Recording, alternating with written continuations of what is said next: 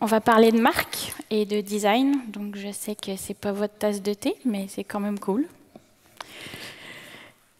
Ok, donc je vous présente Marc. Marc, c'est un produit, et Marc, il est bleu, parce qu'il a très envie d'être aimé, et que la couleur la plus aimée au monde, c'est le bleu. Le problème, c'est que Marc, il n'est pas tout seul à avoir choisi le bleu. Fait que je vous laisse à chaque fois essayer de le trouver. Donc, Marc, il a décidé de se dire, je vais dire que je vais être le meilleur, comme ça, on va me remarquer. Problème, il n'est pas tout seul non plus. Cherchez-le, vous allez prendre du temps. Donc, qu'est-ce que Marc doit faire pour être remarqué? Marc, il doit devenir une marque. Parce qu'une marque, ça les gouverne tous. Joke de geek. Ouh. Donc, pour être au-dessus de tout le monde, il faut être une marque. Mais qu'est-ce que c'est une marque? Et en fait, la plupart des gens ne le savent pas, pourtant, on vit à travers les marques. Une marque, c'est ce qu'on ressent. Okay, vous êtes des développeurs, vous ne ressentez pas grand-chose. J'ai le droit. Mais vous ressentez quand même des choses. Donc, une marque, c'est ce qu'on ressent à propos d'un produit, d'un service ou d'une entreprise. Je vais prendre un exemple. C'est pas un logo. Alors, si un jour j'entends quelqu'un dire qu'une marque, c'est un logo, je le frappe. C'est pas un produit non plus, c'est pas une pub et c'est pas une marque déposée. C'est vraiment ce qu'on ressent à propos d'une entreprise. Un exemple, c'est Apple. Je sais que vous ne devez pas être très Apple, mais imaginez, essayez de ressentir ce que vous ressentez pour Apple. Et tout ça, ça constitue la marque, en fait. Et c'est ce que moi, en tant que designer de marque, en fait, on crée à travers nos designs. Donc, comment on crée une marque? Une marque, c'est un point de vue, c'est une vision, c'est une différence. Retenez bien ce mot-là, parce qu'il est super important, parce que notre cerveau, en fait, il analyse les différences, il ne voit que les contrastes. Si vous n'êtes pas différent, il ne vous voit pas, et vous ne retenez pas. Donc, en fait, c'est comment dénicher et définir sa différence. On se pose des questions, en fait. C'est quelle est votre raison d'être? Pourquoi on fait ce qu'on fait? Comment on le fait et en quoi on est bon? Si on ne se pose pas ces questions-là, on ne trouvera pas sa différence. Et en plus, si on ne répond pas simplement à ces questions, c'est pas que vous avez trouvé une différence. Vous n'avez pas trouvé votre différence. Si vous prenez plus de 15 mots, retournez à vos planches à dessin, ça ne marche pas. Une marque, en fait, c'est comme une personne.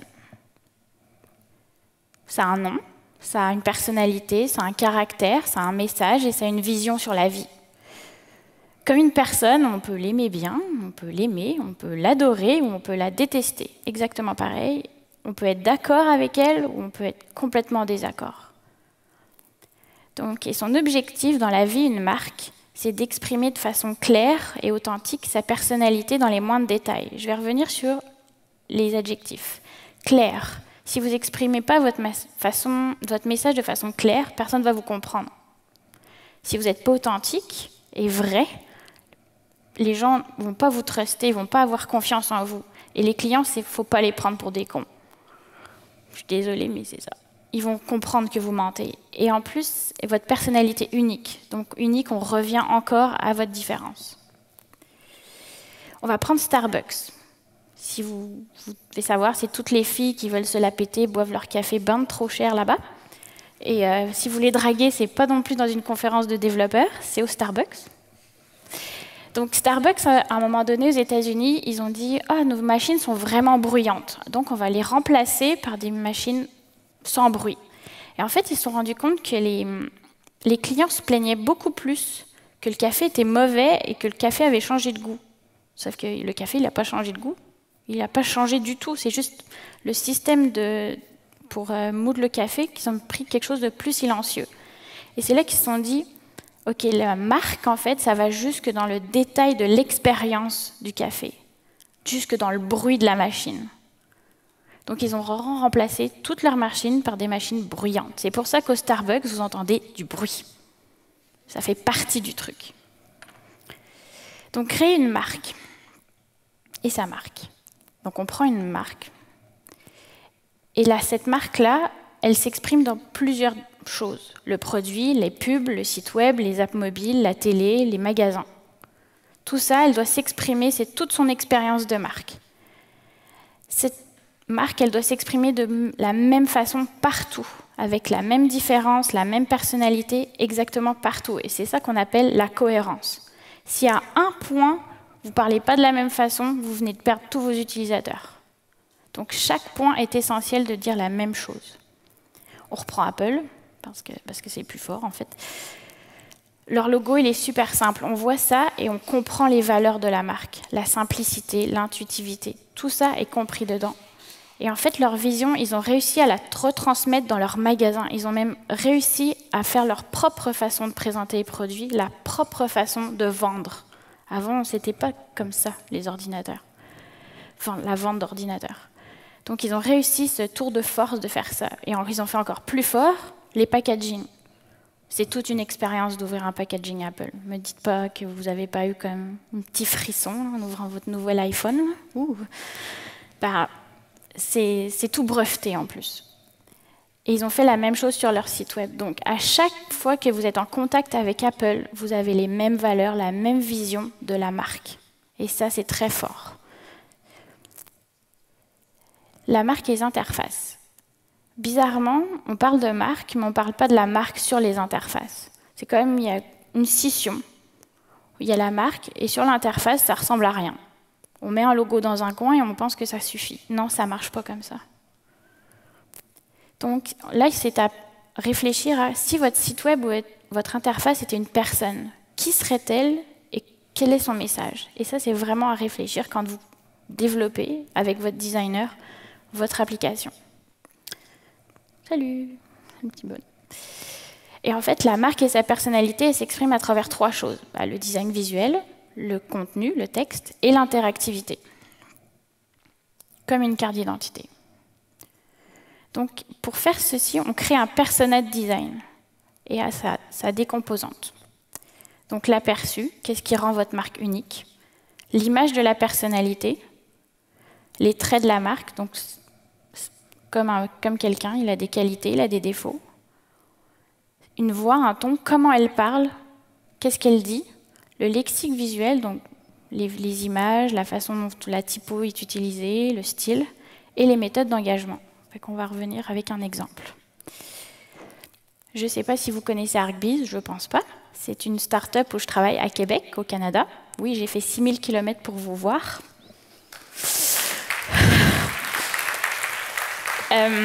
On fait des produits pour développeurs. Ne me demandez pas ce qu'on fait vraiment, j'en sais rien. Je suis la seule fille avec 14 gars. Ils prennent très, très bien soin de moi. Donc, quand je suis arrivée, moi, en fait, mon mandat, c'était de refaire la marque. ArcBiz, en fait, ça veut dire les abeilles architectes. Donc voilà ce que j'ai créé comme logo. Donc le nom de la marque, c'est ArcBiz.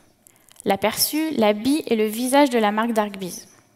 L'habit est une maître architecte solide, sûre d'elle, avec une furieuse envie d'aller vers le ciel. Donc il faut vraiment définir ce que vous voulez dire et définir le personnage, comme une personne. Sa forme est à la fois simple et logique, et elle traduit la quête d'efficacité, d'optimisation et d'architecture intelligente qui sont au cœur de tous les projets et tous les produits d'ArcBiz. Les traits de la marque. L'habit est comme toutes les abeilles, on travaille en équipe. Comme vous pouvez voir, j'ai aussi exprimé ça avec le logo. Les billes s'entraident pour accomplir l'impossible. Elle est joueuse, ludique et ne se prend pas au sérieux. Tout ça, c'est mes guidelines pour ensuite créer une interface qui correspond à la marque. L'habit est passionné par le code et ne peut s'empêcher d'en parler. L'habit est logique, dévoué, mais pas rasoir. Non, parce qu'on n'est pas chiant chez ArcBiz. Vraiment pas. Elle aime résoudre la simplicité. Elle aime la simplicité, résoudre le complexe et trouver des solutions pour aider les développeurs. L'habit a des différences avec les vraies abeilles. On n'a pas de hiérarchie. Je tape la bise à mon patron, tranquille. Et on ne se pique pas, parce qu'on est quand même gentil. On se fait presque des câlins, mais pas tout le temps. Ensuite, le voile, le ton.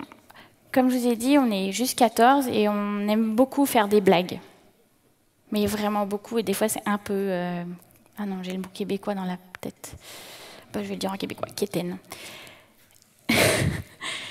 Et donc on aime vraiment les jeux de mots, fait que j'ai essayé à travers tout le contenu de placer des jeux de mots pour vraiment que vous sentiez comme on est chez ArcBiz.